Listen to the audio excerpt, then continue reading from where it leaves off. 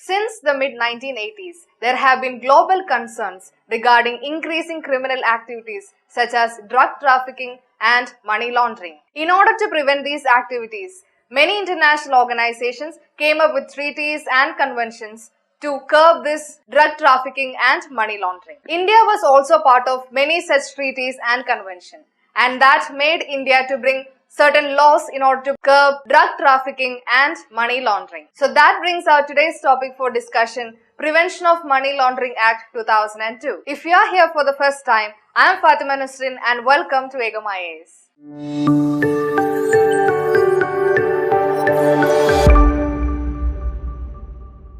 So why we are discussing PMLA or the Prevention of Money Laundering Act 2002 is that Supreme Court recently upheld the constitutional validity of PMLA. So from the term itself we can understand that the act is for preventing money laundering. So what is money laundering? So money laundering is conversion of money that has been illegally obtained through unlawful activities. So to simply put, it is to convert black money to white money. And one key point that you have to keep in mind is that money laundering is a criminal offence in India, and the charges or punishments regarding the money laundering are mentioned under the Prevention of Money Laundering Act of 2002. So what is PMLA or Prevention of Money Laundering Act 2002? The act was enacted in 2002 as India's response to its global commitments such as Vienna Conventions in order to curb money laundering. And this act is applicable to all people such as individuals, companies, associations, firms, etc. Now let's see some of the international conventions that have been formed in order to curb drug trafficking and money laundering. And they are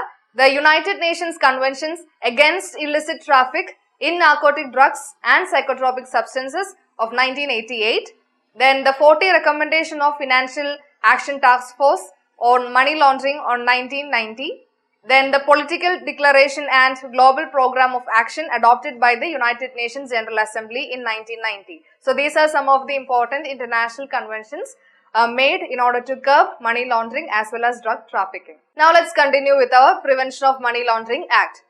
So it has majorly three objectives. One is to prevent and control money laundering, and second is to confiscate and seize the property obtained from laundered money. Then third objective is to deal with any other issues connected with money laundering in India. So these are the three major objectives of PMLA. Now if you have followed the news continuously, then you might have noticed an important organization in relation to Prevention of Money Laundering Act. So that is our Enforcement Directorate. So why? Because Enforcement Directorate is a law enforcement agency and economic intelligence agency responsible for enforcing economic laws and fighting against economic crimes in India. It is a part of Department of Revenue, which is under the Ministry of Finance. The primary objective of ED is to enforce two key acts of Government of India, which is the Foreign Exchange Management Act of 1999 or FEMA and our Prevention of Money Laundering Act of 2002. Under PMLA, the ED has been empowered to conduct investigations or summon people or seize property, etc.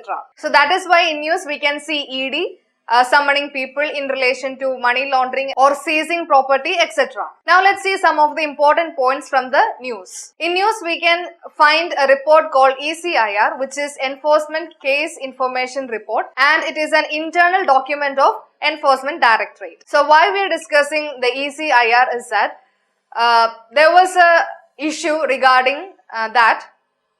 We know that when a police arrests a person, there is an FIR registered on that particular person. So that person will be able to know the ground of arrest and etc. But in case of ECIR, the person will not get to know what is mentioned in the ECIR. So let's see the Supreme Court rulings regarding ECIR. So the Supreme Court says that the ECIR cannot be equated with FIR. So it is not mandatory for ED to disclose the cases that is mentioned in the ECIR, but they only have to mention the ground of arresting. Why you are arresting this particular person, that ground only has to be mentioned. And also under section 50 of PMLA, the ED is having the power of civil court and forcefully summon any person as part of investigation. And this was challenged in the court, saying that it is unconstitutional as it violates the Article 20 of Indian Constitution, which protects people from witnessing against themselves. The Supreme Court held that the ED officers are not police officers, hence their summoning will not account as investigation. So they can gather materials without treating a person as accused. So it is not violating Article 20. So this is what Supreme Court held in this case, and so that was a news regarding. So that's all regarding the Prevention of Money Laundering Act of 2002. And now let's see our model question. So it's a 2-statement question. Try to find the answer and write the answer in the comment section below. The answer, the explanation as well as the detailed material will be provided in our Telegram channel. The link will be provided in the description. And if you find this video helpful, please don't forget to like, share and subscribe. Thank you for watching.